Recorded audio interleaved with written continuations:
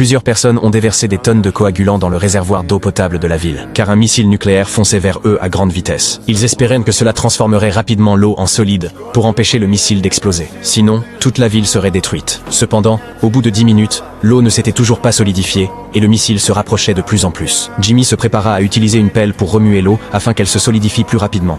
Mais la pelle était trop courte et n'arrivait même pas à atteindre la surface de l'eau. Il n'y avait pas le temps de trouver d'autres outils, alors Jimmy prit une décision audacieuse. Il sauta rapidement dans l'eau et continua à remuer le coagulant avec la pelle. Cela fonctionna effectivement bien, mais l'eau solidifiée était comme des sables mouvants, piégeant Jimmy à l'intérieur. Il avait beau se débattre de toutes ses forces, il n'arrivait pas à se libérer. Pire encore, le missile était maintenant à moins d'1 kilomètre. S'il touchait Jimmy, la bombe nucléaire exploserait quand même. À ce moment critique, ses coéquipiers firent venir un hélicoptère. Ils descendirent une corde de sécurité pour que Jimmy s'y agrippe fermement, prévoyant d'utiliser la puissance de l'hélicoptère pour le hisser. De manière inattendue, la force d'adhésion du coagulant était incroyablement forte. Même à puissance maximale, l'hélicoptère n'arrivait pas à le remonter. L'hélicoptère ne pouvait pas bouger Jimmy d'1 centimètre. Ses coéquipiers étaient extrêmement anxieux, car il ne leur restait plus beaucoup de temps, mais Jimmy était beaucoup plus calme. Il saisit à nouveau la corde et plongea rapidement sous l'eau. Une fois son corps entièrement immergé, il tira sur la corde, signalant à ses coéquipiers de redémarrer l'hélicoptère. Comme cette fois le corps de Jimmy était entièrement sous l'eau, il n'y avait pas de différence de pression avec l'air, si bien que l'hélicoptère le remonta facilement. Pendant ce temps, le missile arriva exactement à l'endroit où Jimmy avait été piégé. C'est ainsi que,